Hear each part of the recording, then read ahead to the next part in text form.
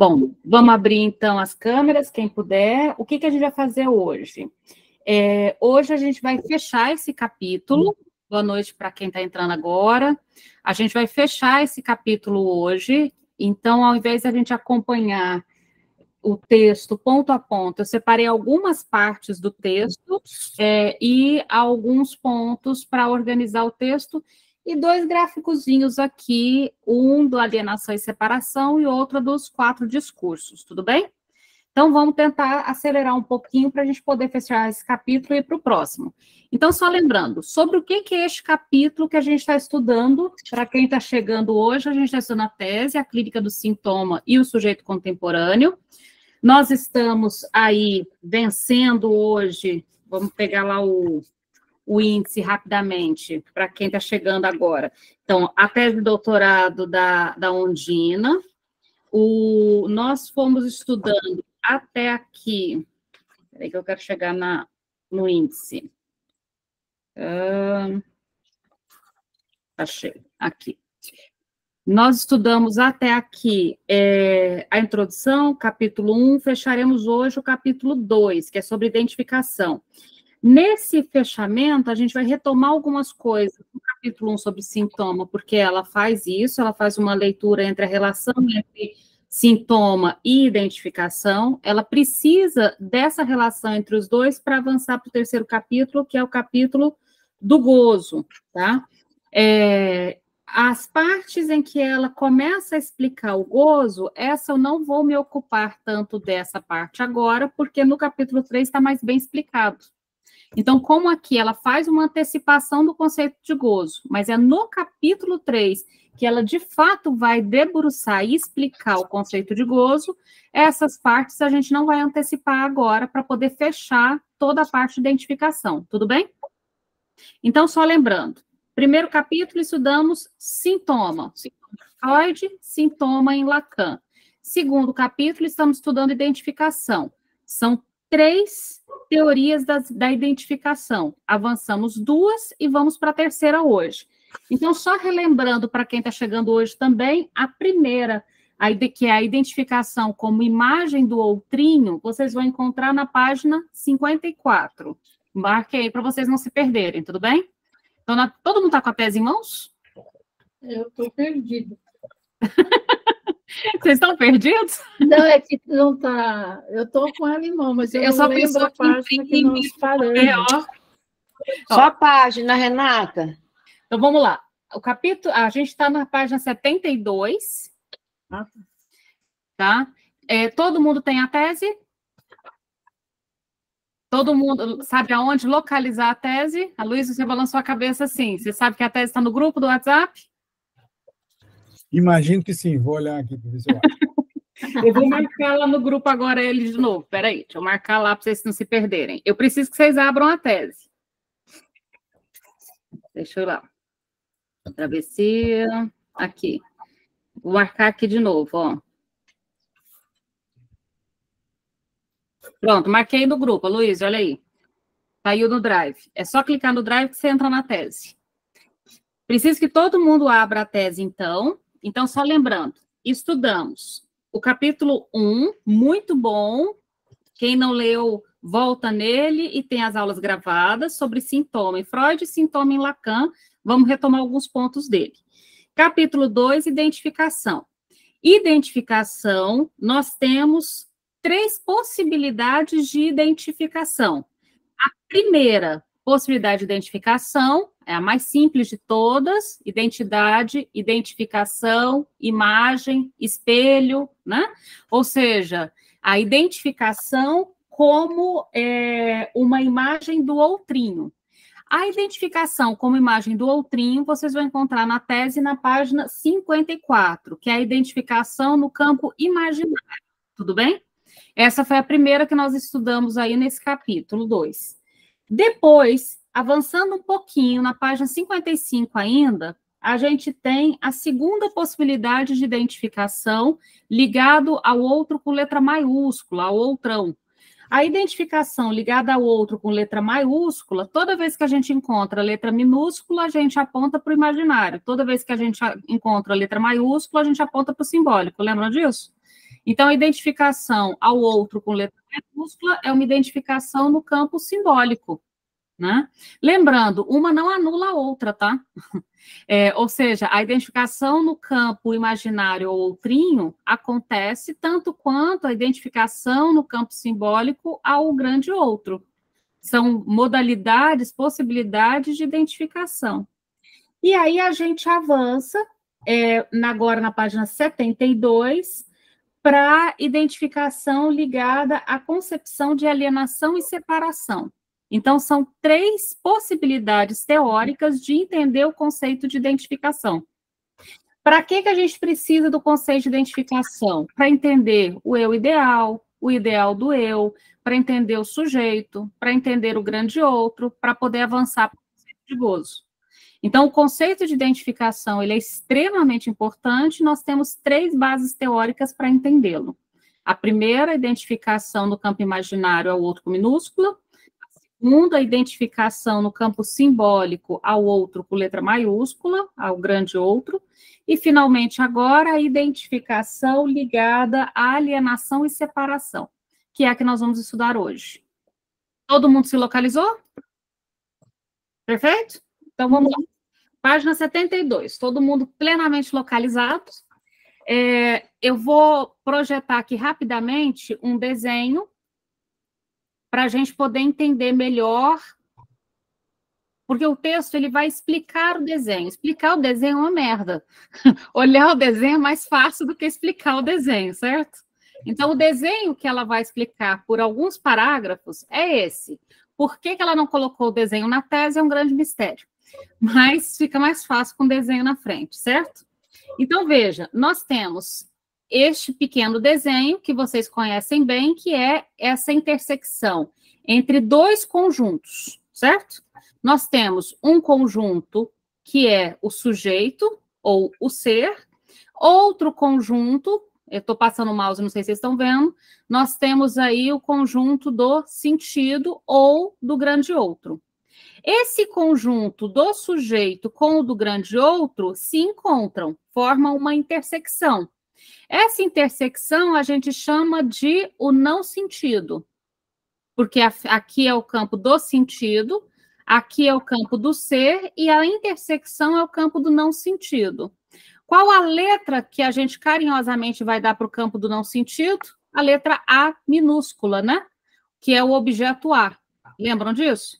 Então, no campo de intersecção entre o sujeito e o outro está o objeto A. Correto?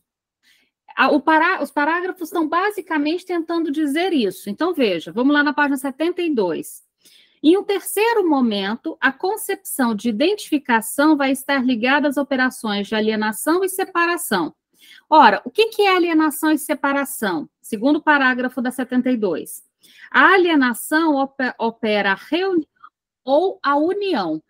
A operação de união ou reunião de quê? Desses 2 campos.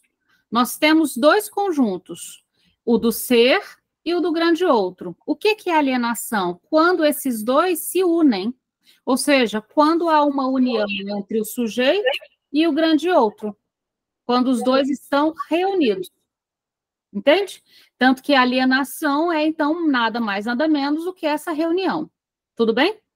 Então, no texto está assim, na alienação opera reunião ou união. Essa operação reúne os elementos comuns presentes nos 2 conjuntos. Quais 2 conjuntos? O do ser e o do sentido. A alienação é a união desses 2. Lacan situa o sujeito nesse círculo da esquerda, que é o do ser, né? E no campo, como conjunto vazio, no campo, a gente vai entender o que é esse campo vazio, tá? Mas já vou fazer o spoiler. O que a gente está chamando de conjunto vazio? Como que a gente ilustra o sujeito? S barrado, correto? Essa barra é para indicar o vazio. Essa barra não está à toa. A gente nomeia o sujeito como sujeito barrado para lembrar que o sujeito é vazio. Para lembrar que ele tem falta, correto? Inclusive, se ele não tivesse falta, por que diabos ele ia buscar sentido no campo do grande outro?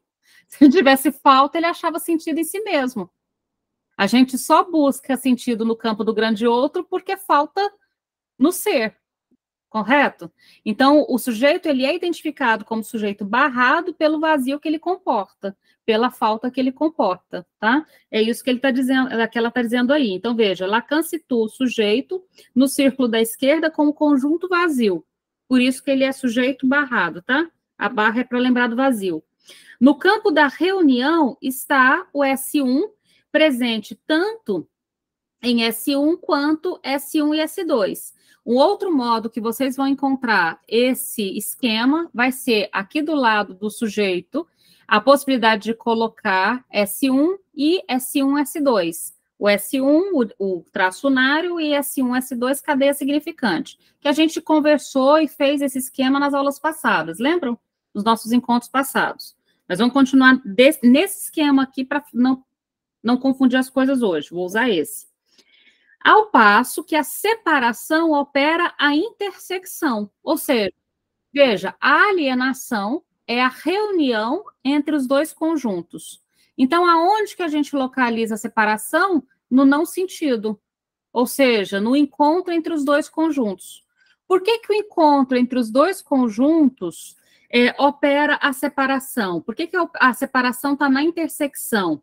Ora, opera na intersecção entre a falta resultante da união e a falta do conjunto S1 e S2. A intersecção é a prova de que há uma falta. De novo, se não houvesse falta no campo do ser, por que diabos ele se movimentaria no campo do sentido? Percebem? Então, a intersecção entre o ser e o sentido evidencia a falta. Fácil? Tranquilo? Então, seguimos adiante. Se tiver dúvida, me falem, senão eu vou seguindo achando que está tudo bem, que está tudo na mais perfeita ordem. Qualquer coisa, vocês me falem. Então, continuando. A gente vai dar um certo salto no texto. Vamos para a página 73 agora, por favor, na metade do primeiro parágrafo. Na metade do primeiro parágrafo, da 73, começa assim: senão, vejamos. Acharam? O ser do sujeito é definido pela união do conjunto ser com o conjunto sentido. Não há dúvida olhando para o desenho, né? Então, o ser sujeito definido com a união aqui do ser mais o sentido. Essa união implica um campo no qual, se optarmos pelo lado do ser, o sentido perde, né? Se eu optar pelo lado do ser, o sujeito perde o sentido. Se eu optar pelo lado do sentido, o sujeito me escapa. Ou seja, o que ele quer dizer com isso? Que o ser é completamente dependente do sentido e o sentido é completamente dependente do ser. O que seria do sentido sem um ser para enunciar esse sentido? Ou o que seria do ser sem o sentido para lhe dar alguma coisa? Deu para entender? À medida que a alienação acontece, o ser se torna dependente do sentido, tal qual o sentido se torna dependente do ser. Por mais que vai operar uma separação, o que alienou-se não se perde mais. O ser se torna completamente dependente do sentido e o sentido do ser. Uma vez que a alienação aconteceu, a separação não desfaz a alienação. É óbvio, tá, gente? Eu estou falando isso, mas é meio óbvio, porque assim, a gente fala alienação e separação, a separação ela não anula a alienação. A separação, ela, no final das contas, inclusive, confirma algo da alienação. Porque, veja, a alienação na linguagem significa que o sujeito, então, adentrou-se na linguagem. A separação faz o sujeito perder da linguagem? Não. A separação permite que o sujeito possa fazer uso da linguagem. Porque, enquanto ele está alienado na linguagem, ele está tão imerso na linguagem que ele sequer consegue fazer uso dela. Porque para fazer uso da linguagem, eu preciso de uma certa distância dela, percebem? Se eu estou mergulhado, alienado na linguagem, eu não tenho condições de fazer uso da linguagem. Então, a separação é que permite que os elementos da alienação possam, de fato, ser utilizados pelo sujeito de algum modo. Então, a separação não anula a alienação, pelo contrário, permite que aquilo que da alienação aconteceu possa ser útil, pode ser utilizado para o sujeito, propriamente dito. Voltando aí para o texto, então veja, então não há ser sem sentido, não há sentido sem ser. A alienação faz com que esses dois se tornem inseparáveis. Tanto que a operação de separação, ela não acontece uma vez e pronto. Ela precisa insistir, tá? Ela tem que fazer uma certa insistência ao longo da vida aí. Continuando. Então, por outro lado, se escolhermos o sentido, o sujeito é decepado do sem sentido do inconsciente. Desse modo, Lacan introduz na operação de união uma exclusão decisiva para a construção do sujeito. Ou seja, a construção do sujeito depende da alienação. Então, a rigor, só há sujeito se houve alienação. Isso é importante quando a gente pensa nas estruturas clínicas, tá? Então, a rigor, só há sujeito se houve o processo de alienação. Na psicose, vocês se lembram, a rigor, a gente fala sujeito psicótico, mas a rigor não há sujeito na psicose, tá? A rigor teórico, não. Porque no caso da psicose não houve alienação. Nem alienação, nem separação. E aí é importante vocês se lembrarem, quando a gente fala de secretariar o alienado no seminário 3 do Lacan, o alienado ali não é referente ao conceito de alienação, que está mais trabalhado no Lacan no seminário 11, e não no seminário 3. Secretariar o alienado no seminário 3 do Lacan tem a ver com alienista, né? Tem a ver com a profissão do alienista. Né? Você lembra do Machado de Assis, o alienista? Ou seja, tem mais a ver com a ideia de que o alienista é aquele que tratava dos alienados. Então, o conceito de alienação ali no seminário 3 não está estabelecido desse modo, como está aqui no seminário 11, tá bom? Avancem um pouquinho mais no texto, me digam se vocês estão com dúvida. Se eu estiver muito rápido, vocês me avisem, porque agora a gente vai dar um pequeno salto para 75. Abram na página 75. Todo mundo se localizou? Na página 75, segundo parágrafo. Primeiro, o sujeito barrado. Então, lembre-se, como que a gente escreve o sujeito? Sujeito barrado, certo? O sujeito barrado como um efeito de significação produzido por um significante que comporta sempre um a menos. Isso é legal. Ou seja, por que o sujeito é representado por um sujeito barrado? Para lembrar que o sujeito sempre falta, ou seja, ele sempre comporta um a menos. Tá? Ele nunca é pleno, ele nunca consegue se comportar sozinho, ele sempre comporta um a menos. Lacan, continuando na 75, mesmo depois de ter definido o sujeito como efeito de significação, sujeito barrado, não deixou de escrevê-lo conforme a necessidade também com S minúsculo, sobretudo quando a gente fala do sujeito suposto saber. No sujeito suposto saber, ao invés de sujeito maiúsculo barrado, vocês vão ver o sujeito ser grafado com S minúsculo, tá? Então, se maiúsculo, ele está barrado, ou minúsculo. São as duas possibilidades que vocês vão ver grafado aí o sujeito. Nos dois, seja o pequeno s, seja o grande S barrado, a gente está dizendo do sujeito como efeito de significação, que porta um a menos, que tem uma falta. Tranquilo? Página 75 ainda. Escrevê-lo como um significante a menos é escrevê-lo como conjunto vazio, ou seja, sob domínio do significante. Olha que interessante, aquilo que a gente estava falando. Então, quando ela falou lá atrás do vazio, o vazio que ela falou lá atrás retoma aqui na 75. Escrevê-lo como significante a menos. O que significa escrevê-lo como significante a menos? Como sujeito barrado. Escrevê-lo como significante a menos é escrevê-lo como conjunto vazio, ou seja, sob domínio de significante. Sob conjunto vazio significa que o sujeito sozinho, por si só cidadão, não se sustenta. Ele precisa buscar sentido no grande outro, entendem? Ele é conjunto vazio porque ele precisa buscar preenchimento, ele precisa buscar elementos, ele precisa buscar sentido no grande outro. Por isso que a gente diz que o campo do grande outro é o campo do sentido. O sentido não está no sujeito, o sentido está no grande outro. E o sujeito tem que buscar sentido lá fora, no campo do grande outro, porque em si ele está vazio. Se ele está vazio, ele tem que buscar sentido no campo do outro. Continuando aí na 75. Deixa eu tirar aqui a projeção, que eu acho que deu para entender o desenho. Daqui a pouco eu volto à projeção por causa dos 4 discursos. Continuando ainda um pouquinho. Para que se possa dizer que o sujeito é inexistente, é preciso delinear o conjunto vazio. Isso ressalta uma inexistência subjetiva marcada pela entrada pelo significante. O que significa dizer, então, que o sujeito é inexistente? Ora, lá na origem temos sujeito? Não. Lá na origem temos libra de carne, lembram disso? Lá na origem temos um pedaço de carne que só poderá advir como sujeito no encontro com a linguagem. Então, o sujeito, a princípio, não existe.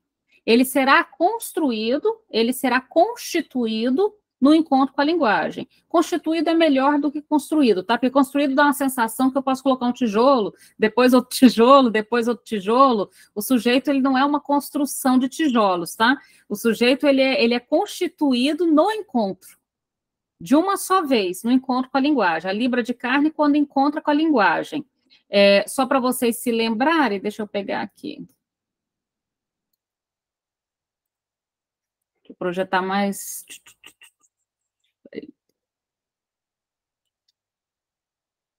Aqui. Peraí. Eu devia ter deixado aberto o gráfico do desejo aqui.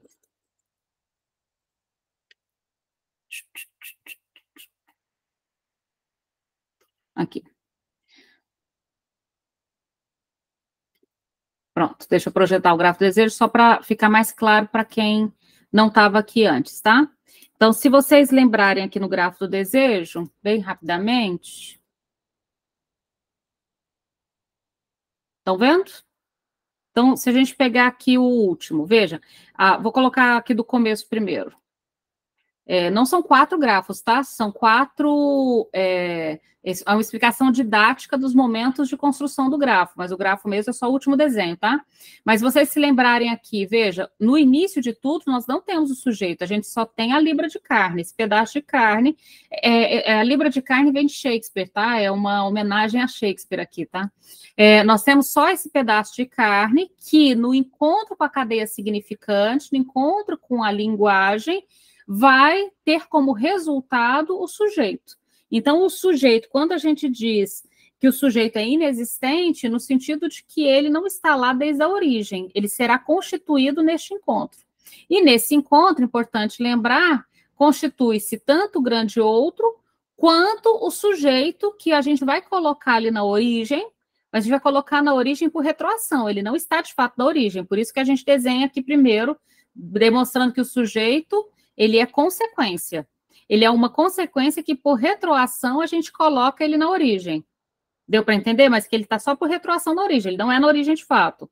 Mas veja, o sujeito se constitui, o grande outro se constitui, o que significa que não existe grande outro sem sujeito, e não existe sujeito sem grande outro.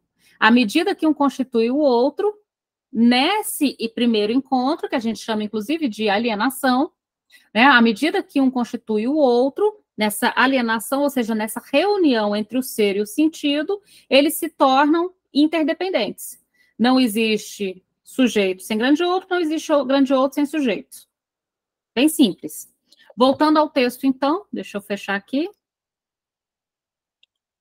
Voltando ao texto, então, na página 75, último parágrafo. Tomá-lo assim como sujeito do significante, como um vazio significante, introduz imediatamente a necessidade de um significante que venha preencher, tamponar esse vazio, ou seja, essa marca primeira. Então, qual é a nossa marca primeira? A da necessidade, a do vazio. Nós somos totalmente incapazes de sobreviver sozinhos, precisamos que alguém venha tamponar minimamente essa nossa necessidade primeira. Essa libra de carne não sobreviveria sozinha. Então, qual é a nossa marca primeira? A dependência. Diga-se de passagem, boa parte dos conceitos vão vir dessa marca primeira, tá? Vocês lembram que a gente está conversando sobre isso nos conceitos fundamentais. Essa marca primeira, é dela que vai vir o desejo, é dela que vai vir a pulsão, é dela que vai vir uma série de outros conceitos depois. Mas essa marca primeira, ou seja, a necessidade de alguma coisa, de um significante, ou seja, que a cadeia simbólica me dê alguma coisa para tamponar o vazio. Essa é a marca primeira do sujeito, por isso ele é representado pela barra. Continuando aí, então, se a definição de sujeito supõe o apagamento de um significante, um a menos, apagamento significante, vocês já entenderam, é a barra, né? Dela deduzimos a necessidade de uma representação significante proveniente do grande outro. Esta representação feita com o significante do grande outro é a própria definição de identificação para Freud. A identificação freudiana, como representação do sujeito pelo significante do grande outro, corresponde à alienação para Lacan. Então, olha que definição simples de alienação que nós temos aí.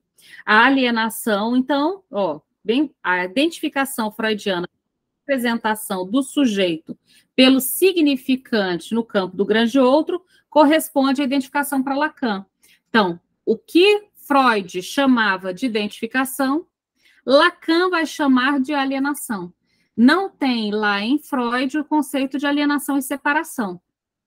Então, o Lacan bebe em Freud no conceito de identificação para formular o seu conceito de alienação. Certo? Então, vocês vão encontrar alienação em Freud? Não, mas vocês vão encontrar identificação, por exemplo, em Psicologia das Massas e Análise do Eu. Aquela identificação que vocês vão encontrar em Psicologia das Massas e Análise do Eu é a base teórica para o conceito de identificação em Lacan a partir da alienação e separação. Tranquilo? Continuando aí, então, a alienação está na identificação primeira formadora do ideal do eu. Página 75. Não se trata de modo algum de uma identificação imaginária, especular. A identificação do eu é definida por Lacan no Seminário 11 como aquela em que o sujeito se vê como gostaria de ser vista pelo grande outro. Ou seja, essa identificação é o segundo modelo teórico de identificação que a gente falou. O primeiro modelo teórico de identificação é a identificação pela via imaginária, especular, ao outrinho com minúscula. O segundo modelo teórico de identificação, que a gente conversou nesse capítulo, nas aulas anteriores, é o modelo simbólico em relação ao grande outro. É dessa identificação que se trata aqui agora. Agora, o que o sujeito quer do grande outro? Saber como ele é visto. O que o grande outro quer de mim? Como o grande outro me vê? O grande outro me deseja? Né? Quem eu sou no campo do grande outro? Então, a identificação aqui no Seminário 11 é aquela com a qual o sujeito se vê como gostaria de ser visto pelo grande outro. Então, a imagem que eu tenho de mim é a imagem que eu gostaria que o grande outro tivesse de mim. Ou seja, uma imagem escravizada nesse desejo de ser visto pelo grande outro de um certo modo. Diga, Érica. Oi, Renata, boa noite, pessoal. Renata, a gente poderia pensar, então, na questão de um narcisismo primário? Pode. A gente tem E é engraçado, né, Érica? O narcisismo primário é um narcisismo sem eu. Isso eu acho super legal. Nós temos o narcisismo primário e o narcisismo secundário, né? O narcisismo primário, que o Freud fala, e depois ele não dá muita peteca, não, e quando ele volta sobre o conceito de narcisismo mais para frente, sobretudo lá para a década de 30, e quando ele vai revisitar toda a teoria para escrever o esboço de psicanálise, no finalzinho, perto da morte, ele já nem fala tanto do narcisismo primário, ele vai falar só de narcisismo. Mas quando ele formulou pela primeira vez o conceito de narcisismo, ele realmente fala de narcisismo primário e de narcisismo secundário, mas não explica muito bem para a gente como seria a passagem de um para o outro. O Lacan, de algum modo, nos organiza isso com o estágio do espelho. Então, quando o Lacan formula o estágio do espelho, ele organiza para a gente essa questão do que seria, então, a marca, né, dessa diferença entre narcisismo primário e secundário. Mas aí tem uma coisa interessante do narcisismo primário, Érica, é um narcisismo sem eu. Porque como ele é anterior ao estágio do espelho, ele é um narcisismo que ainda não tem um eu para se consolidar. Mas sim, você tem um ponto importante. Agora, é desse narcisismo primário sem eu que vai advir essa construção dessa identidade, dessa identificação, perdão, ao ideal do eu. Um outro ponto também, que a gente está falando do ideal do eu, aí eu vou voltar até aqui, só para ficar claro, para vocês não confundirem o eu ideal com o ideal do eu, tá? Só voltando aqui no gráfico do desejo rapidinho. Vocês vão ver algumas vezes ideal do eu e eu ideal. O eu ideal o eu vem primeiro. Se o eu vem primeiro, pensem que se o eu vem primeiro, você já pensa em imagem, em espelho, imaginário. Então, se o eu vem primeiro, olha só, ele é aqui bem na linha do estágio do espelho, Érica. Você lembra que essa primeira linha aqui, ó, vamos pegar o gráfico inteiro. Essa primeira linha aqui, ó, você lembra que esse IA minúsculo, IA maiúsculo. IA minúsculo é imaginário, que é o eu ideal. O eu ideal porque o eu vem primeiro. E aqui o IA maiúsculo, né, ficou parecendo inteligência artificial, né? O IA maiúsculo, se o eu não vem primeiro, o eu vem depois, é o ideal do eu, que é simbólico. Então, o ideal do que vai vir a ser o eu é simbólico e o eu ideal é imaginário. O eu ideal é imaginário e ele está na linha do estágio do espelho. Essa primeira linha aqui entre o eu ideal e o Moá é justamente onde está o Schreber, onde está a psicose, onde está o estágio do espelho. Essa primeira linha. Essa segunda linha aqui é a da transferência, a gente vai voltar no gráfico do espelho, no gráfico do desejo algumas vezes, mas acho que te responde um pouco essa questão do narcisismo aqui, olha, veja, é anterior à alienação. Ok? Voltando aqui para o texto, então. É importante, e é fácil de confundir o eu ideal com o ideal do eu, tá, gente? É bem fácil de confundir. Mas tentem lembrar essa diferença entre imaginário e simbólico, que ajuda bastante. Então, imaginário tem a ver com especular. Imaginário é a nossa primeira organização no mundo, né? Então, o imaginário, esse eu que vem primeiro, o eu ideal, é a forma mais primitiva aí de identificação.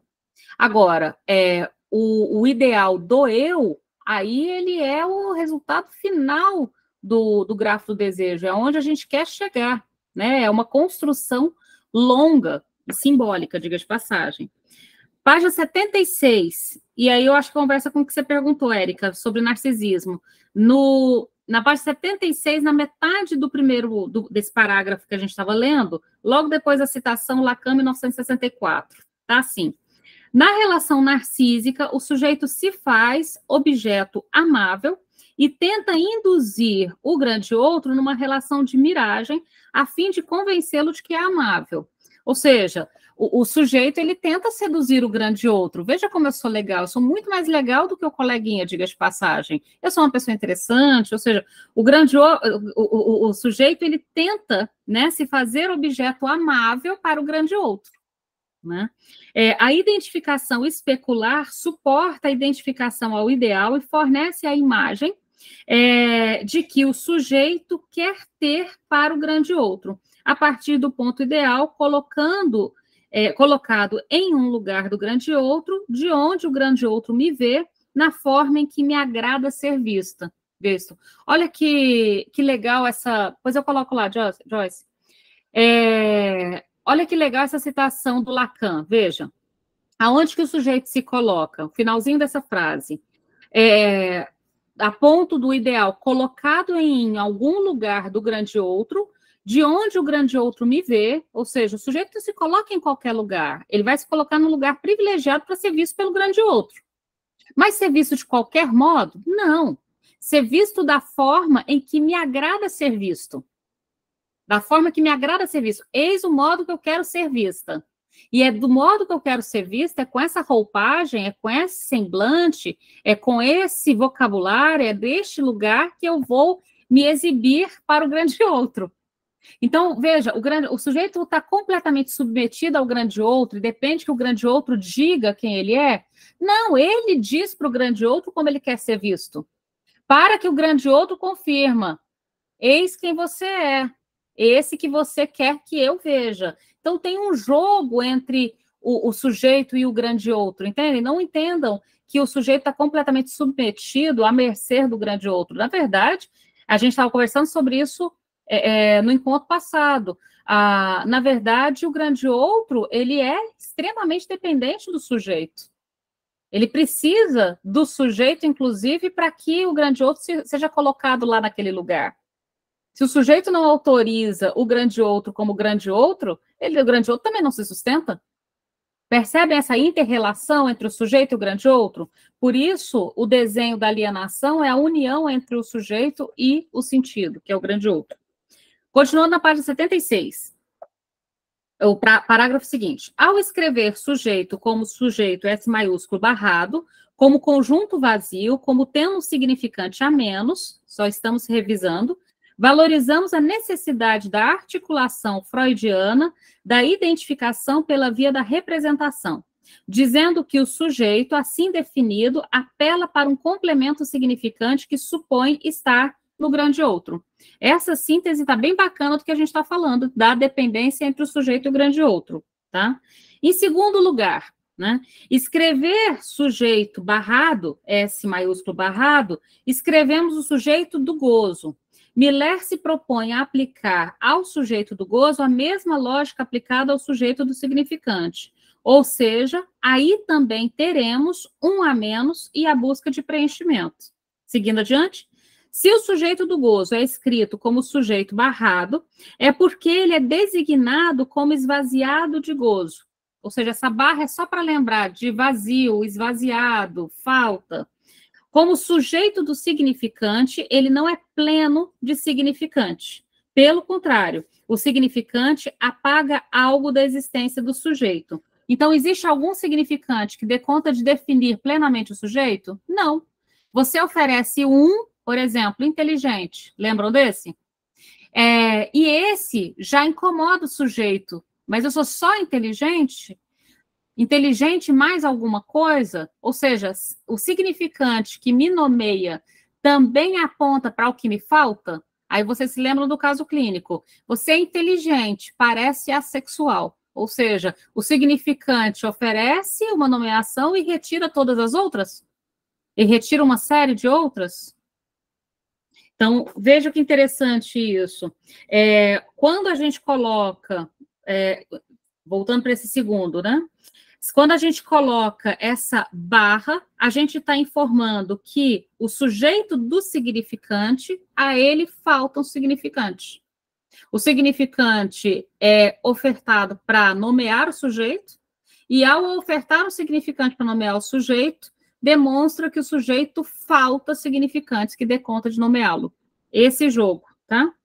Para fechar, então, essa página 76, voltando aí, se o sujeito do gozo, último parágrafo, é escrito como sujeito barrado, é porque ele é designado como esvaziado de gozo, como sujeito do significante, ele não é pleno de significante, pelo contrário, o significante apaga algo da existência do sujeito, como sujeito do significante, a barra aponta a um a menos. Basicamente, foi uma síntese disso. Agora, vamos dar um saltão. Vocês vão saltar para a página 79. Página 79, antepenúltimo parágrafo. Ou segundo parágrafo. O processo de alienação e separação. Porque a gente, como eu disse para vocês, a parte que ela vai explicar sobre gozo, eu vou deixar para o próximo capítulo, que está melhor explicado, tá? Então, eu estou saltando o que ela antecipa de gozo. Voltamos para alienação e separação. Página 79, segundo parágrafo. O processo alienação e separação corresponde a cada um desses valores segundo o ordenamento do objeto A, se escrevem sucessivamente no mesmo lugar. A alienação tem no campo da intersecção o S1 e a separação tem o A. Continuando. Na alienação, o sujeito barrado, está de um lado, o S2 do outro e o S1 no campo da união. Isso denota de um sujeito como sujeito barrado, é uma representação e se distingue de S1 e de S2. As formações do inconsciente indicam essa distinção e marcam nos tropeços a verdade do sujeito do inconsciente. A alienação permite imaginarizar a representação. equação de S1, S2, a gente estudou, você se lembra que a gente até fez no quadro, a Lídia escaneou e colocou no grupo, tá? Então, aqui é só revisão daquele ponto. Continuando, então. Quanto à separação, não podemos dizer que o sujeito está representado, uma vez que nela se situa o seu valor de gozo como objeto A. Esse valor provém, página 80 agora, da falta que o marca como sujeito do significante, a ir buscar no grande outro um significante que dê conta dele. O que encontra é essa falta de significante no grande outro, ou seja, o sujeito ele vai até o grande outro buscar sentido e volta de mãos vazias. Deu para entender a lógica? Ele faz todo esse movimento rumo ao grande outro, rumo ao sentido, e o que dá sentido? Significante. Então, ele consegue algum significante, mas esse significante nunca é suficiente, ou seja, ele vai até o grande outro e volta de mãos vazias. Ele vai até o sentido e volta de mãos vazias. Voltando aí para o texto, então, veja.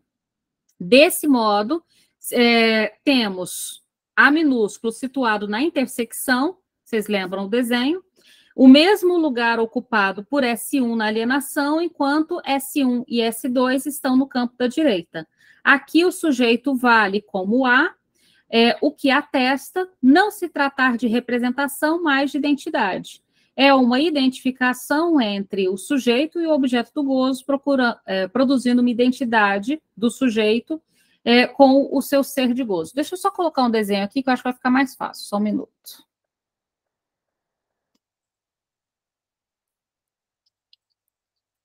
Deixa eu só colocar aqui um desenho.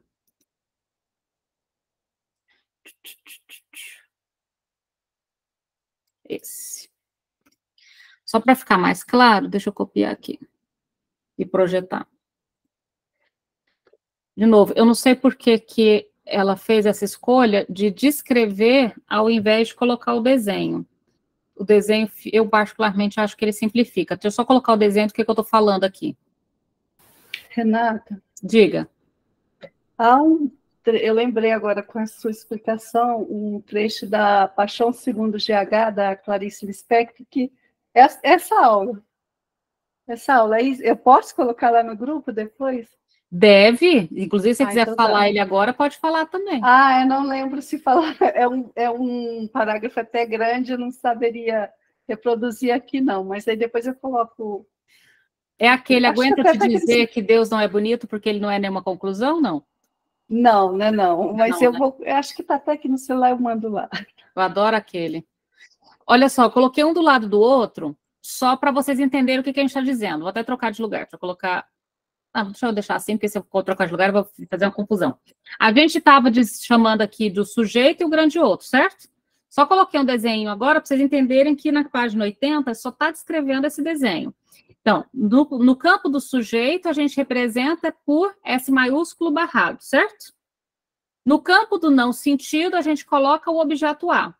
E no campo do grande outro, que é o campo do sentido, a gente coloca a cadeia significante. A cadeia significante é representada por S1, S2. Lembram disso? Então, basicamente, o que está dizendo aqui é só isso. Veja, no campo do não sentido, a gente coloca o objeto A. Por que o objeto A está no campo do não senso, do não sentido? Tem algum objeto que você alcança e ele para a sua busca? Você alcançou um objeto. Tudo que eu quero na vida é um celular. Você comprou o celular, pronto, você está pleno, você não precisa de mais nada. Existe algum objeto que dá conta de complementar esse buraco, esse vazio do sujeito? Não. Então, o objeto está no campo do não sentido, porque também é o campo do que nunca é alcançado, do objeto perdido, do nunca tido, do sempre buscado, nunca encontrado. E é o ponto de intersecção entre o sujeito e o grande outro. Então, basicamente, o que a gente está dizendo é, nós começamos o capítulo com esse desenho, o sujeito busca sentido no campo do grande outro, e o que encontra é o não sentido, bonito isso, né? A gente sai de casa para buscar sentido e volta para casa sem sentido. Né? Olha que angústia, né, esse negócio da alienação. Basicamente, a gente está retraduzindo isso agora na página 80 para esse desenho. No lugar do sujeito, que é o ser, está o campo do vazio, ou seja, da falta. No campo do sentido está o discurso, o metonímico, S1, S2. E no campo do não sentido, o objeto A. Só isso. Da série de 72 a 80, ela está basicamente descrevendo a passagem deste desenho para este desenho. Dúvida até aí? E aí a gente avança agora para os 4 discursos. Então, na página 80, o primeiro parágrafo está assim: o processo de alienação e separação distingue e articula 2 tipos de identificação. A identificação por representação e outra com o objeto. Então, duas possibilidades de identificação: buscar uma representação, buscar um objeto. Certo? Ou seja, o sujeito ele busca se identificar na sua relação com o objeto, o sujeito busca se identificar na representação do campo significante. Bem simples, né? Na sequência, ela vai falar um pouquinho sobre os 4 discursos. De novo, ela descreveu os 4 discursos ao invés de colocar as fórmulas. Particularmente, eu acho as fórmulas mais graficamente fáceis, tá? Conhecem os 4 discursos, todos, né? Aqui tem uma colinha para a gente lembrar o que é cada lugar. Então, se vocês observarem bem, vocês vão ver que a única coisa que os discursos fazem é girar. Ou seja, vocês vão girando, a partir do discurso da histérica, vocês vão girando o lugar dos discursos, né?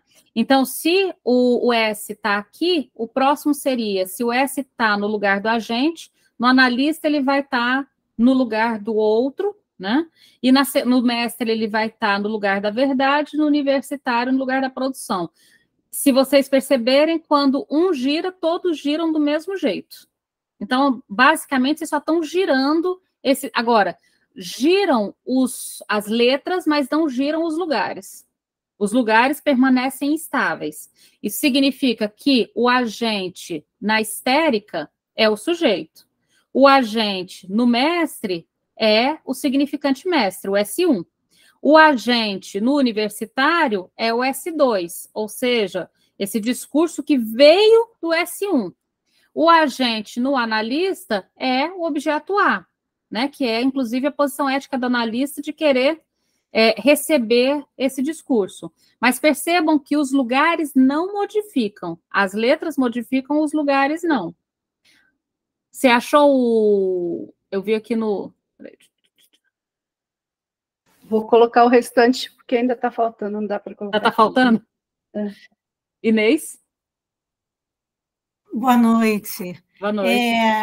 Por que ele coloca nessa montagem, nessa forma? Qual deles? Todos? De equação, Ah, tá, adequação, aí é o Lacan matemático, né? A gente tem aqui o Lacan querendo se organizar matematicamente, mas tem um ponto interessante, eu particularmente gosto das fórmulas e gosto dos esquemas e dos gráficos, me ajuda a pensar, mas para ser honestíssimo, Inês, eles não são necessários. Eu particularmente olho e para mim eles me organizam. Se para você eles não te organizam, esquece eles. Eles não são necessários. Tá bom. É que tem gente que olha para a fórmula e sai correndo. Eu, particularmente... Tudo vou vendo enigma. Eu vou vendo enigma em tudo.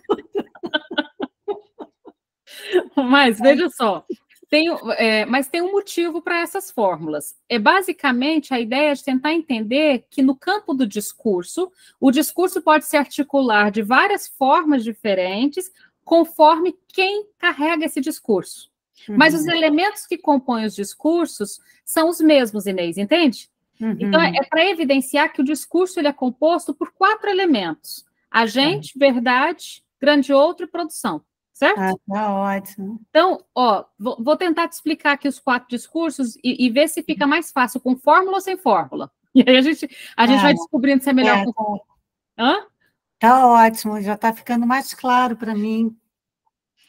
Eu vou explicar cada lugar, E aí você me diz, Inês, depois que eu te explicar, se ficou mais fácil olhando para a fórmula ou sem a fórmula. Eu, particularmente, acho que a fórmula ajuda a memorizar, mas ela não é obrigatória. Mas olha só, nós temos todos os discursos que a gente pode ter operando por aí. Só existem esses 4? Não, a gente pode ter outros discursos. Inclusive, a gente tem o discurso do capitalista, a gente tem o discurso capitalista, a Carmen vai adorar, né, Carmen?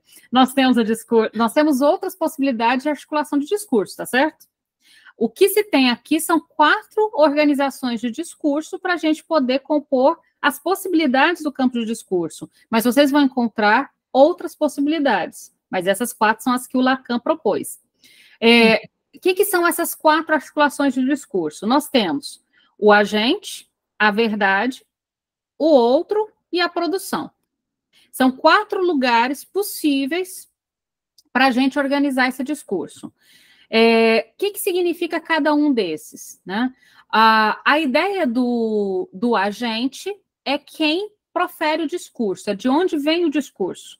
Então, o discurso na histeria vem de onde? Da minha falta. Da histeria, a gente sempre começa pelo da histeria, porque a origem da psicanálise está na histeria. Por isso a gente começa pelo discurso da histérica, tá? Então, veja só, Inês, que interessante. De onde o discurso da histérica é proferido? Do sujeito barrado. Quem que a gente quer o sujeito barrado? A gente acabou de falar. O lugar da falta, o lugar da queixa, o lugar do vazio. Então, o discurso da histérica parte deste vazio. E por causa desse vazio, ela se movimenta. Ela se movimenta, inclusive, para reivindicar significantes para este vazio. Então, o discurso da histérica todo se movimenta a partir do sujeito barrado. A partir desse vazio, eu saio em busca de sentido. Eu saio em busca de significantes. E aonde que a histérica vai buscar os seus significantes? No grande outro. Ou seja, ela vai lá no discurso do mestre e falar, olha, se eu falto alguma coisa, é porque você não me deu. Você não me deu amor suficiente, você não me deu leite suficiente, sei lá que diabo que você não me deu. Mas se eu tenho uma falta, é porque você não me deu, você está em dívida comigo. Vocês lembram que na fórmula da fantasia, da histérica, não é ela que está em dívida, tá? É o mundo que está em dívida com ela. E o mundo está em dívida com ela, ela vai lá atrás cobrar essa dívida, tá bom? Olha, se me falta alguma coisa, é porque você não me deu. E você está me devendo aqui alguma coisa. Ela cobra, então, do S1 essa dívida. Ora, o que ela encontra quando ela cobra do S1 essa dívida? Um discurso. O S1 vai dizer, olha, eu tentei te dar, mas não consegui, ou eu te dei, você não soube usufruir, ou aquilo que você quer, eu não posso te dar, sei lá. Ele vai dar algum discurso, ou seja, ele vai produzir, diante dessa demanda, eu tenho uma falta e você está me devendo, ele vai produzir algum discurso. Ora, como resultado desse discurso, nós temos o objeto A, como verdade. Então, qual a verdade da histeria? O desejo. O objeto A não é objeto do desejo? A minúsculo é o objeto do desejo. Então, qual é a verdade que sustenta o sujeito histérico? O seu desejo, ou seja, a sua falta. O objeto A não é o objeto preenchedor? Não é justamente o objeto que tenta, e nunca consegue, né, dar conta e sustentar o sujeito como faltoso? E aí nós temos, então, o discurso histérico. Então, em resumo, veja, o sujeito dirige a sua queixa, olha como é bonitinho, eu acho uma graça, tá, gente? Eu acho uma graça e acho realmente bonitinho isso aqui. O sujeito barrado, ele dirige a sua queixa ao S1, pode ser você, Inês, a analista. Lembra que o analista é o lugar do sujeito suposto saber? Ele pode chegar no seu consultório e falar, Inês, eu vim aqui com todos os meus problemas para você resolver, toma que são seus. E você tem a tarefa de receber, mas não atender. A demanda é feita para ser recebida, mas não para ser atendida. Mas vamos supor que o S1 pode ser, inclusive, o analista, percebem? É quem eu colocar no lugar, eu posso colocar aqui, a histérica chega ao patrão e diz, minha vida não está funcionando com esse trabalho ou com o dinheiro que você me paga, toma, resolva o meu problema. Ela pode chegar ao analista e dizer, eu tenho aqui uma série de sofrimentos que eu não estou conseguindo resolver, toma, resolva para mim. Pode chegar a mãe, pode chegar o marido, pode chegar onde quiser. Alguém que ela coloque no lugar de S1 para ir dirigir a queixa dela. Então, o sujeito dirige a sua queixa porque supõe que quem ocupa, perdão, o sujeito barrado dirige a sua queixa ao S1 porque supõe que quem ocupa o lugar do S1 possui um saber, certo? Uhum. Possui um saber para dar conta da minha queixa. Isso faz com que quem estiver no lugar do S1, vou brincar aqui que é o analista, e vou brincar que o analista é você, Inês. Quem estiver aqui no lugar do S1, no caso, a Inês é o S1 desse sujeito histérico, é obrigado a produzir um saber que não se sabe, porque você não sabe. Sabe, Inês, da conta da queixa dela? Não. Não, mas Não. você é obrigada a produzir, isso dá uma angústia danada nos analistas iniciantes, não é? Por exemplo, verdade. quando vai lá no estágio, os estagiários, eles chegam e falam assim, mas o sujeito, ele me disse que ele chegou com uma questão e eu não soube resolver. Eu falei, mas você está tentando resolver? É bastante comum, no início dos estágios, o estagiário chegar, ele me trouxe uma questão e eu não sei como resolver. E a gente vai dizer para ele, mas não é sua tarefa resolver essa questão, né? A sua tarefa é produzir um saber que não se sabe. Olha que legal. Então, o sujeito barrado, ele leva a sua questão para alguém que ele supõe possuir um saber. Essa pessoa não possui, de fato, um saber, mas se vê obrigado a produzir um saber que não se sabe. O saber que não se sabe a gente chama de S2, que é um outro saber. O S1 seria o saber mesmo, mas como ele não existe, eu produzo um outro saber, o S2. Ora, essa tentativa fracassa, e por que fracassa? Você produz um saber, por exemplo, uma interpretação.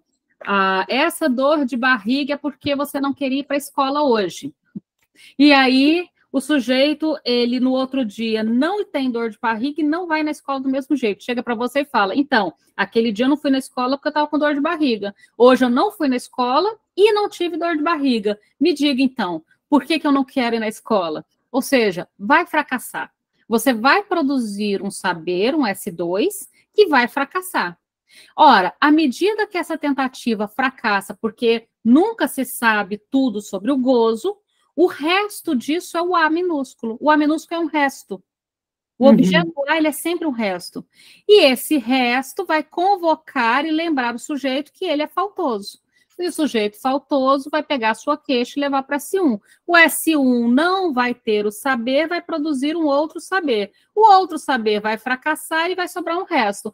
O resto vai lembrar que eu sou faltoso. Eu vou pegar essa falta, pegar a minha queixa e levar ao S1. Deu para entender? Que ótimo! Não, delícia!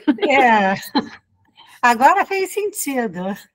E a ideia é você lembrar que isso circula. Entendeu por que está na formulazinha? E se você parar para pensar, essa é a vida. A vida é exatamente isso. Eu pego a minha queixa, levo alguém que supõe, por exemplo, eu estou com dor de cabeça. Eu estou com dor de cabeça, eu vou a um neurologista com a minha dor de cabeça. Ele produz, ele sabe de fato qual o motivo da minha dor de cabeça? Não. Mas ele vai produzir alguma resposta para minha dor de cabeça. E ele diz, a sua dor de cabeça é enxaqueca, tome tal remédio. Eu tomo tal remédio e a merda da dor de cabeça não passa. Sobra um resto. Agora eu estou com dor de cabeça e problemas do remédio, efeitos colaterais do remédio que ele me passou. E aí eu pego esse sujeito barrado, aí o neurologista diz, não, então não é enxaqueca, deve ser emocional. Leve a um psicanalista. Aí ele vai a você, Inês. Aí ele chega a você e fala assim, olha, eu vim aqui porque o neurologista era meu S1, fracassou e disse que meu S1 é um analista. E aí eu trouxe minha dor de cabeça para você, Inês. O que você vai fazer com ela? Você vai produzir um S2, que é uma interpretação, que vai fracassar.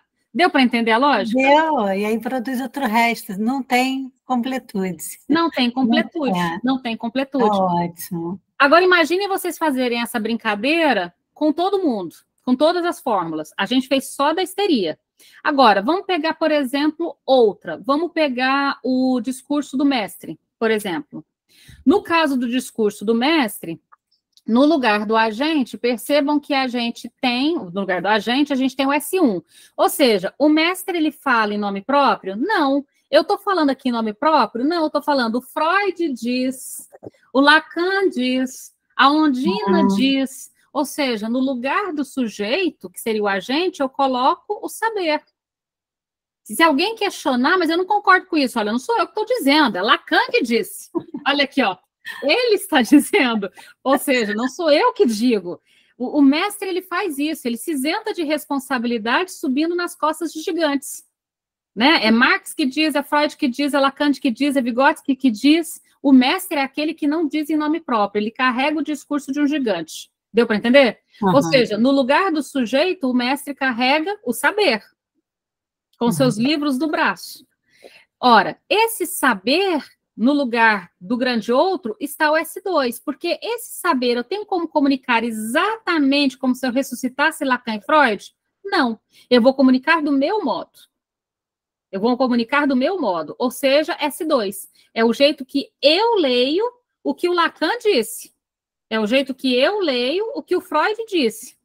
Ou seja, eu tento vestir Lacan, acabo chegando com o S2, que é um Lacan vestido de Renatinha.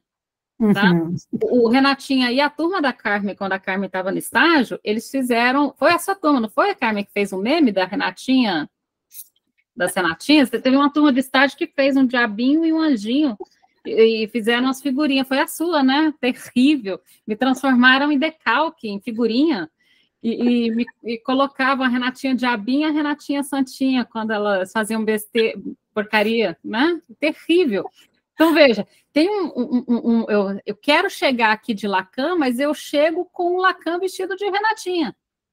Então, no lugar do agente, eu coloco S1, mas o que eu consigo, de fato, levar, né, é um S2, que é um outro discurso. Então, voltando aqui no nosso esqueminha, peraí, deixa eu voltar aqui. Voltando aqui no nosso esqueminha, veja. Então, o senhor agirá, né, tentando fazer trabalhar, né, tentando fazer trabalhar alguma coisa, algum valor, algum conhecimento, né? Por exemplo, o discurso do mestre, onde que a gente pode colocar o orientador e os seus alunos, o professor e os seus alunos, né? O mestre, ele é alienado como sujeito, porque ele não está ali como sujeito, o sujeito está debaixo. O sujeito está aqui debaixo do lugar da verdade. É como se eu estivesse dizendo, eu, como mestre, estou submetida ao S1, eu estou do lado de baixo da barra do saber. Então, quem eu sou? Aquele que carrega Lacan. Quem eu sou? Aquele que carrega Freud. Percebem que o sujeito, ele está aqui submetido, massacrado, debaixo da barra do saber que ele carrega? O que significa que o mestre é alienado como sujeito. Como assim alienado? Vocês lembram que a alienação, ele é a união entre dois campos? Ou seja, o mestre, você já nem sabe o que é que ele pensa e o que é que ele lê.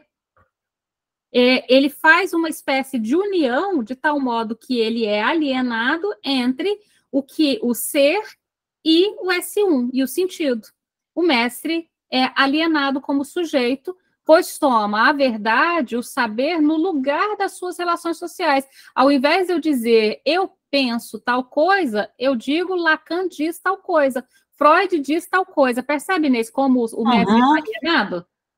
Eu não digo o que eu penso. Perfeita. Na posição de mestre, eu digo o que o S1 diz. Eu estou alienado a ele. É como se não existisse um mestre sem o S1 que ele carrega. E, por fim, a gente tem a produção, o objeto A. Ele é o resultado da produção. Eu não vou passar por todos por causa do tempo, que já são 8 e 6. Mas tentem brincar com essas fórmulas em todos eles, tá? Do analista também, a gente faria esse mesmo movimento, né? E, por fim, no analista aqui e no discurso do universitário também. O discurso do universitário, inclusive, particularmente, é um que eu acho bem divertido. Não vou passar por todos, porque não dá tempo, mas ele é bem divertido porque percebam que tem uma inversão aqui, olha, o discurso do universitário, ele coloca o S2 em cima do S1. Então, ao invés do sujeito estar alienado ao saber, como é aqui no caso do discurso do mestre, ele sucumbe o saber ao seu próprio dizer. É como se ele estivesse tentando tomar para si o lugar do saber sucumbir do S1 lá embaixo. E é até interessante, isso aqui só me lembra uma vez, há muito tempo atrás, a primeira turma que eu fui dar aula, quando eu comecei a dar aula, eu era mais nova do que todos os meus alunos, literalmente. Não tinha nenhum aluno nas minhas turmas que eram mais velhos do que eu, porque eu comecei a dar aula na Universidade Federal de Goiás, nos cursos noturnos de licenciatura, eu tinha 22 anos e os alunos todos tinham muito mais que isso. E aí teve um aluno específico na turma de História, era a turma de Psicologia da Educação essa. E aí a prova era sobre Vygotsky, não era Psicologia da Educação ainda na época, e aí a prova era Vygotsky, o que Vygotsky tal coisa, o que Vygotsky tal coisa. O aluno respondeu nada de Vygotsky, respondeu tudo da cabeça dele, tirou 0. Aí entreguei a prova e o aluno veio até mim e falou assim, você não respeita o que eu penso. Eu falei, mas eu perguntei o que você pensa, eu perguntei o que o Vygotsky dizia sobre tal coisa. Você está dizendo que o que eu penso é menos importante do que um cara morto há sei lá quanto tempo? E virou um debate interessante esse negócio. Mas por que eu achei interessante isso? Veja, ele está dizendo, ele falou assim, mas o que eu estou dizendo é mais importante do que o S1 diz. Olha a diferença do discurso do Mestre. O discurso do Mestre você questiona, mas isso não faz sentido. Você fala, não sou eu que digo, é Lacan que diz. Ou seja, eu me alieno no S1. No discurso do universitário, você diz, mas isso não faz sentido. Ele diz, faz, sou eu que estou dizendo. Ao invés dele se alojar no S1, ele se aloja no S2 e sucumbe o S1. Se ficou confuso, depois eles voltam mais, mas vamos lá. Ficou ótimo, muito agradecida. Deu para entender? Agora deu. Mas se você depois quiser, quando quiser voltar nos outros... Depois a gente volta nos outros. Márcia, lê para a gente o texto da Clarice que você colocou. Só um minuto. Deixa eu ver aqui. Eu tenho a medida que designo, e este é o esplendor de se ter uma linguagem. Mas eu tenho muito mais à medida que não consigo designar. A realidade é a matéria-prima, a linguagem é o modo como vou buscá-la, e como não encontro. Como não acho, né? Mas é do buscar e não achar que nasce o que eu não conhecia, e o que instantaneamente reconheço. A linguagem é meu esforço humano. Por destino, tenho que ir buscar, e por destino, volto com as mãos vazias. Mas volto com o indizível. O indizível só me poderá ser dado através do fracasso de minha linguagem. Só quando falha a construção é que eu obtenho o que ela não conseguiu. Eu postei exatamente isso no Instagram algumas semanas atrás, já faz um tempinho. É maravilhoso, né, Márcia? Agora você vai explicar para a gente por que isso conversa exatamente com o que a gente estava falando do campo do ser e do sentido, porque você achou a conexão perfeita. Explica para a gente. Aí você me aperta, né? Eu não consigo falar, não. Aqui a professora é você, o mestre, a mestra é você.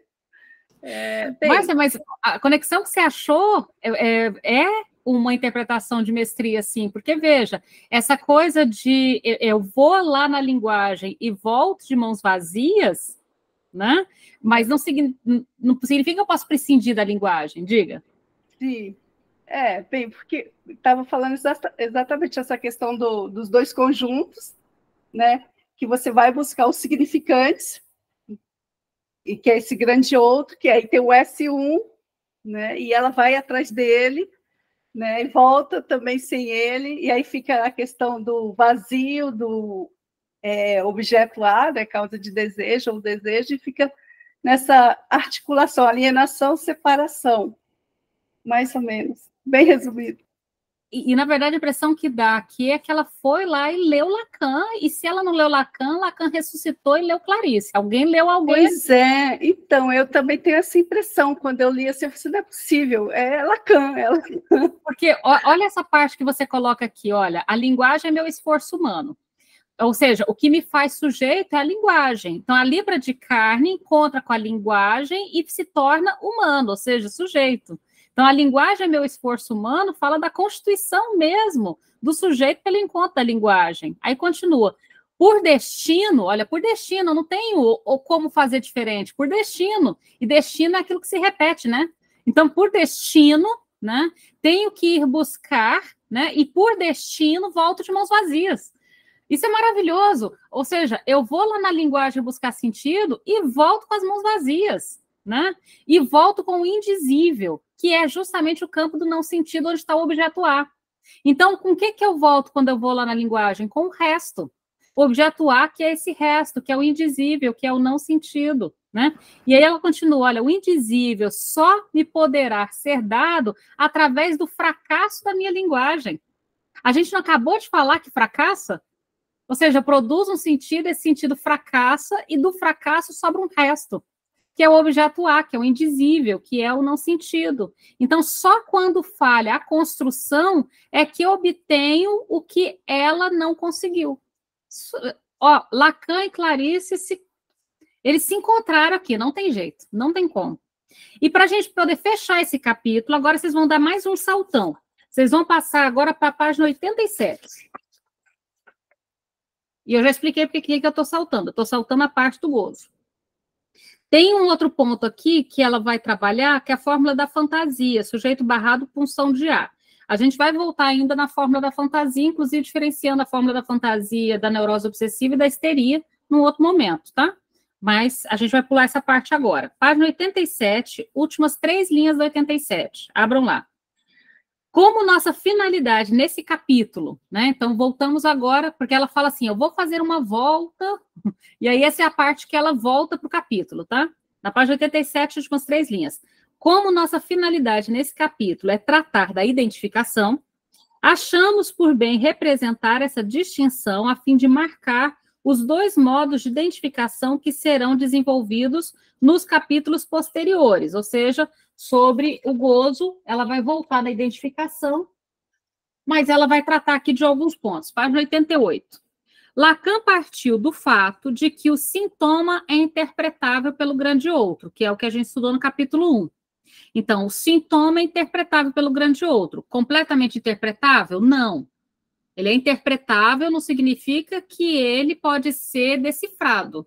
Ele é interpretável, não necessariamente decifrável, né? É porque equivale a uma mensagem vinda do grande outro. Então, por que o sintoma é interpretável? Porque o sintoma é uma mensagem. E é uma mensagem advinda deste encontro entre o sujeito e o grande outro. E é justamente porque o sintoma é uma mensagem do sujeito ao grande outro, que advém do grande outro. Afinal, não é de lá que eu busco os meus significantes? É justamente porque é deste encontro entre o sujeito e o grande outro que ele pode ser interpretado. Esse é o Lacan freudiano, página 88, ou seja, aquele que define inconsciente como linguagem. Miller enfatiza que a definição de inconsciente repercute sobre a definição de sintoma, já que estão diretamente ligados. Se o inconsciente é estruturado como uma linguagem, o sintoma também é estruturado como uma linguagem. Por isso, inclusive, a gente diz que o sintoma é uma mensagem. E é, portanto, passível de ser interpretado, uma vez que ele está sustentado por uma estrutura idêntica à estrutura da linguagem. Isso é diferente de dizer que o sintoma é sustentado pela linguagem. Ao dizer que é uma estrutura idêntica à da linguagem, podemos incluir o corpo como elemento que tem função no sintoma. Ele não é só a significação, é também a relação da significação com uma estrutura significante, ou seja, é a identificação do sujeito em relação à significação suposta vir do grande outro. Assim, no grafo do desejo, o sintoma se situa em sujeito, S minúsculo, A maiúsculo, significado do grande outro. Ora, aonde que, então, o que é o sintoma, portanto? O sintoma, deixa eu projetar aqui de novo, os desenhos ajudam para mim, se não ajudarem para vocês, mas para mim, os desenhos, eles ajudam um pouco.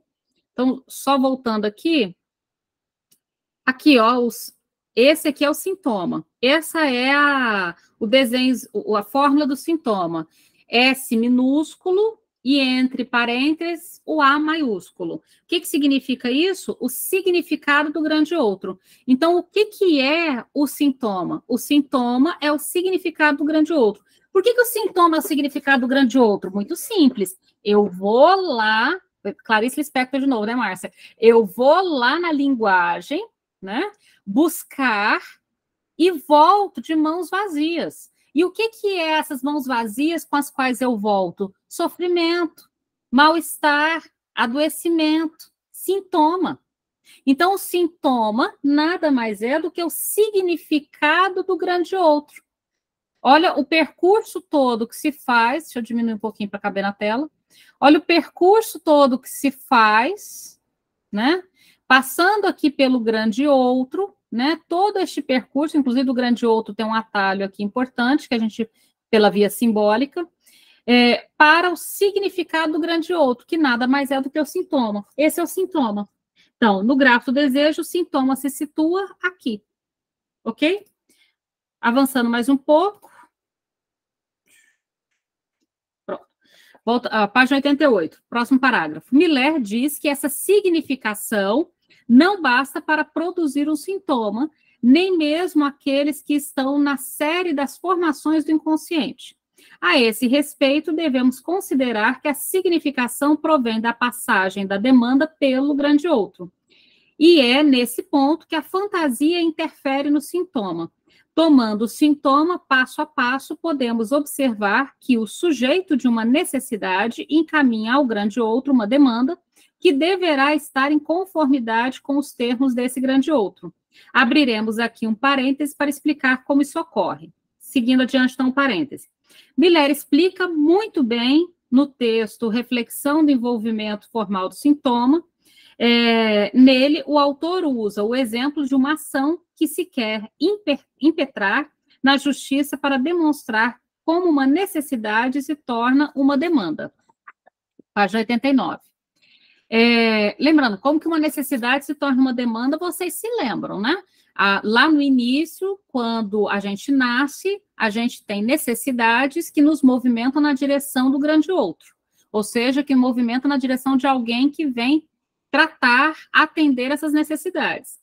Quando acontece esse encontro e a necessidade é atendida, produz ali um certo efeito em que se quer mais de quem atendeu essa necessidade.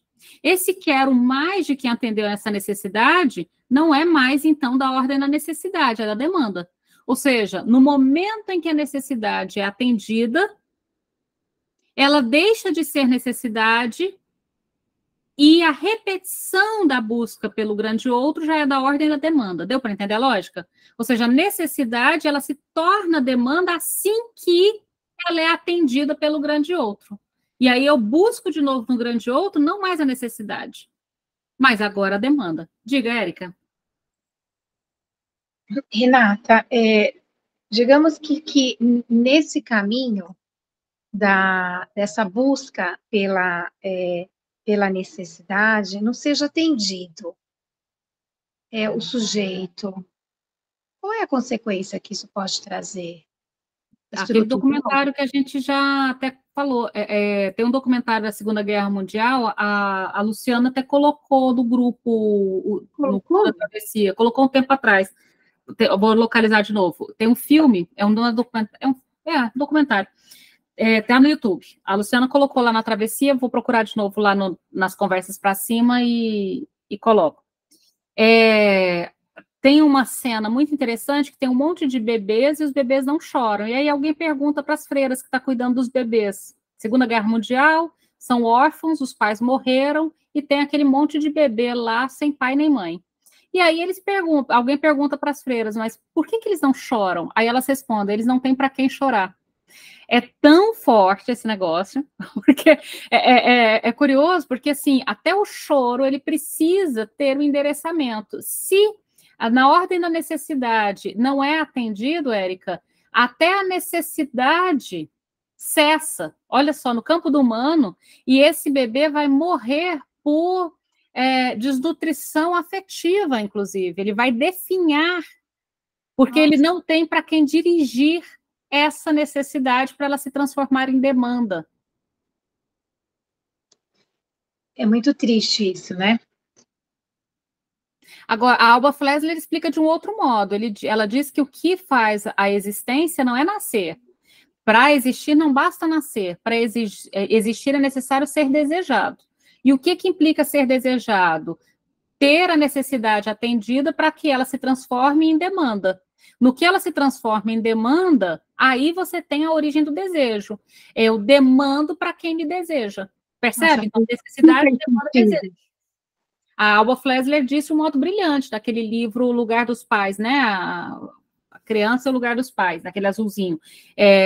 Para existir não basta nascer, é necessário ser desejado. Então, acho que a resposta seria essa: a gente não existe. A gente não existe. Tá bem. Página 89, para a gente poder fechar. Início da 89. Ele explica da seguinte maneira: quando se tem uma queixa e se quer levá-la à justiça, devemos adequar a nossa queixa aos termos do grande outro. É legal esse exemplo, tá? Ou seja, devemos apresentá-la em termos jurídicos para sermos ouvidos. Então, não basta você ter uma queixa, falar assim, olha, eu vim aqui me queixar de A. É necessário que você adeque sua queixa a termos jurídicos. Olha, no país onde eu vivo, A é crime. Então, eu vim aqui me queixar de A, porque A é crime. Deu para entender? Eu não posso me queixar sem justificar que essa queixa tem que ser escutada. Então, em termos jurídicos, eu tenho que provar que essa queixa... Inclusive, por isso que algumas leis são tão importantes. Por exemplo, importunação sexual é uma lei nova. Tem o quê? 4 ou 5 anos de importunação sexual, ou nem isso. Antes da importunação sexual, alguém podia te apalpar no ônibus ou no metrô cheio e você não tinha para quem se queixar ou do que se queixar, porque não existia uma lei que dizia que importunação sexual é crime. À medida que tem a lei da importunação sexual e alguém te apalpa no ônibus, você pode, vá lá para o motorista, fecha a porta e toca para a delegacia. Todo mundo vai ficar puto. Engraçado, vai ficar puto mais com quem mandou fechar o ônibus e tocar para a delegacia do que quem apalpou. Mas você pelo menos tem como dizer, existe uma lei que apalpar no ônibus é crime, chama importunação sexual. Esta é a minha queixa. Deu para entender? Ou seja, não basta eu me queixar, é necessário que essa queixa seja apresentada em termos que o grande outro a reconheça como justa, a reconheça como queixa. Então, isso, e o grande outro, ele varia. Então, por exemplo, em todos os lugares do mundo, a importunação sexual é crime? Não. Por exemplo, quer ver uma coisa louca que não é crime em todos os países? Manifestação nazista. Manifestação nazista no Brasil é crime. Você não pode tatuar uma suástica e sair andando com ela por aí.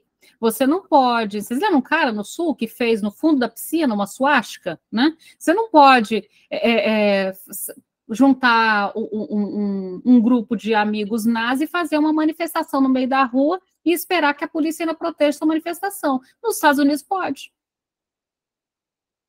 Nos Estados Unidos pode, ainda você vai ter policiais judeus e negros fazendo a escolta da manifestação que diz que quer matá-los, diga de passagem. Olha que loucura. Ou seja, é necessário que aquilo que você se queixa seja adequado em termos do grande outro. Deu para entender a lógica? Ou seja, você tem que apresentar a sua queixa em termos que o grande outro te ouça. Isso é bem legal. Continuando o exemplo. Temos que contratar um advogado que funcionará como operador e transformará o nosso desprazer, nossa queixa, visando encaminhá-la para o campo da linguagem do grande outro. O advogado converte sua queixa, né, essa queixa dirigida do nosso desprazer, em uma mensagem que, então, será emitida no lugar do grande outro e dentro da linguagem própria a esse grande outro. Por exemplo, toda queixa, você já sabe que ela o que ela é no campo do outro? Não, vamos pegar a Maria da Penha. A Maria da Penha são os 5 dedinhos.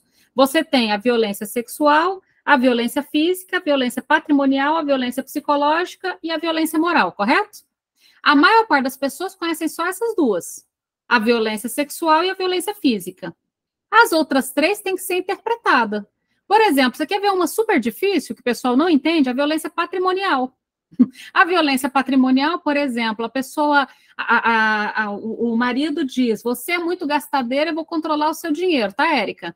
Então, assim, todo dia, agora, toda vez que você receber seu salário, você já me entrega e eu vou organizar aqui as contas, porque se deixar na sua mão, você gasta tudo. Então, se você precisar de alguma coisa, você me pede, eu te dou uma mesada. Então, você trabalha, você me dá o seu dinheiro, eu guardo para você, porque eu sou uma pessoa boa e você é uma gastadeira, e eu te dou a mesada conforme você precisar. Ora, isso é violência patrimonial. Tem gente que vai dizer que é amor. Ou seja... Muito por aí, né? Muito por aí. É necessário que alguém diga que isso é violência patrimonial.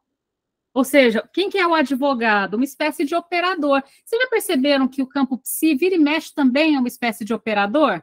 A pessoa, ela chega e fala assim, nossa, meu marido, ele me ama tanto, tanto, que ele queimou todas as minhas roupas de ginástica. Você olha e fala, como assim? Queimar todas as suas roupas de ginástica é uma prova de amor. Ah, é porque ele tem tanto ciúme de mim. E aí, no que a pessoa vai falando, você fala, mas... Então, queimar todas as suas roupas de ginástica, né?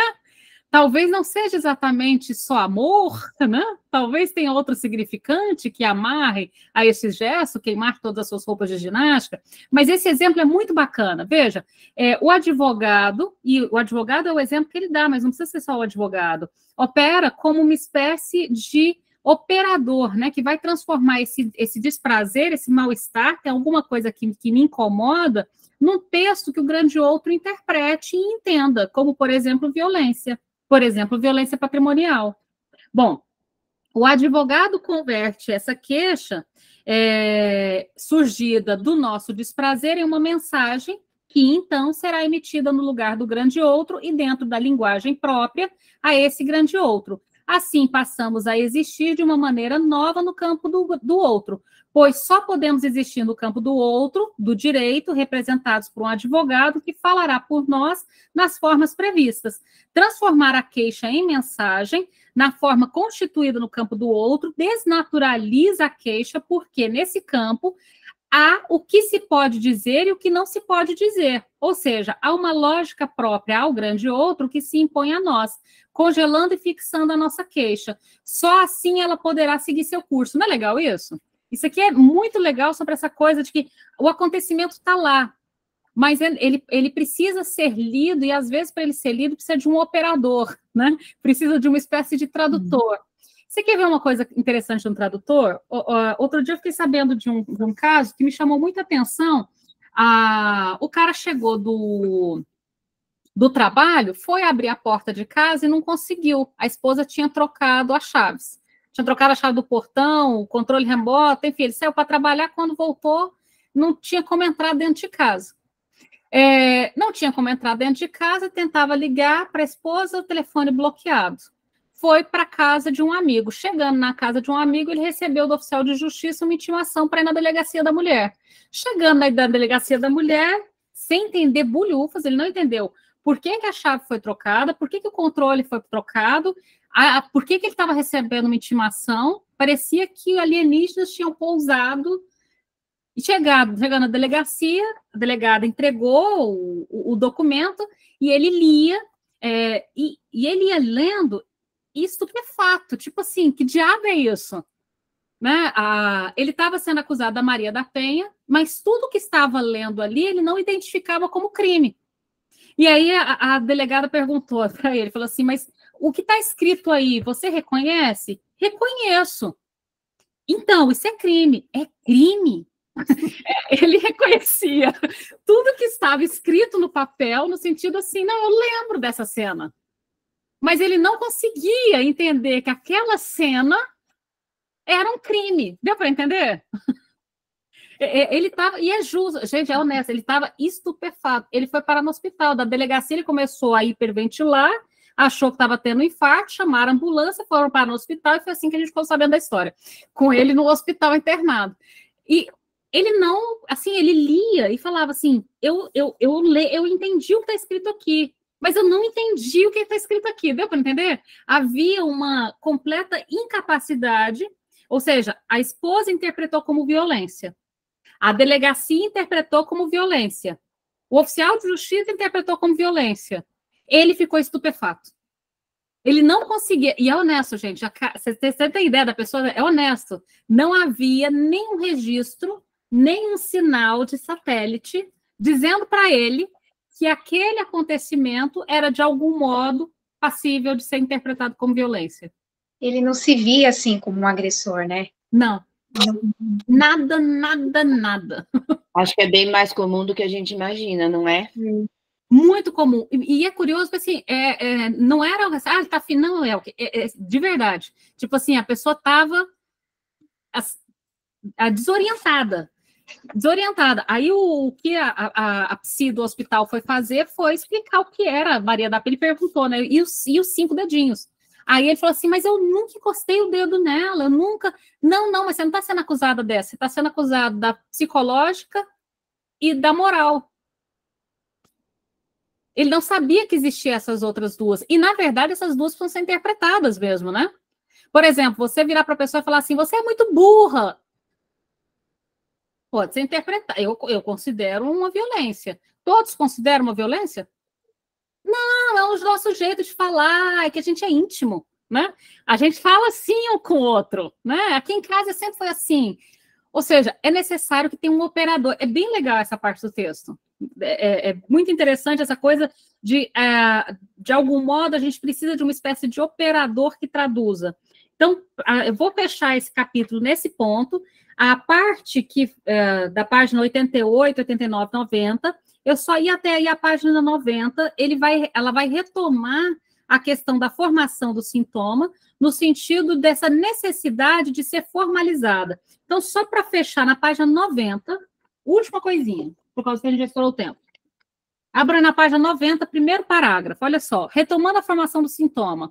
Há um sujeito de uma necessidade que se formaliza em uma demanda dirigida ao grande outro. Ao chegar no campo do grande outro, produz uma significação. A significação não basta para produzir um sintoma, porque ela pode se configurar como demanda de amor, como mal-entendido, como deslocamento. Não é legal? É isso que a gente está conversando. Para que se produza um sintoma, é necessária a interferência da fantasia na significação. Segundo Miller, esse circuito mascara a pulsão.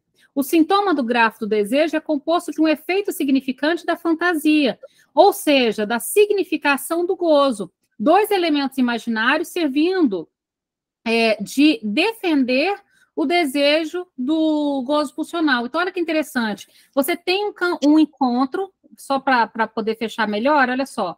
Você tem um encontro com o campo da linguagem, mas ele não é suficiente para produzir o sintoma. Olha que legal. Você tem um primeiro encontro aqui no campo da linguagem, mas você não produz o sintoma aqui. É necessário que seja confirmado. Olha só, eu tenho um primeiro encontro, mas é necessário que esse encontro busque uma confirmação para ter um sintoma. Então, é como se eu precisasse passar 2 vezes no campo da linguagem para fazer sentido. Voltando ao exemplo do cara da delegacia da mulher, ele encontrou o texto, eu li o texto, eu sou alfabetizado, eu entendi o texto, mas foi necessário que o texto passasse num outro campo para que ganhasse esse novo estatuto. Isso é violência psicológica e moral, no caso ali. Deu para entender a lógica? Ou seja, não basta o encontro com a linguagem. Esse encontro, ele precisa repetir.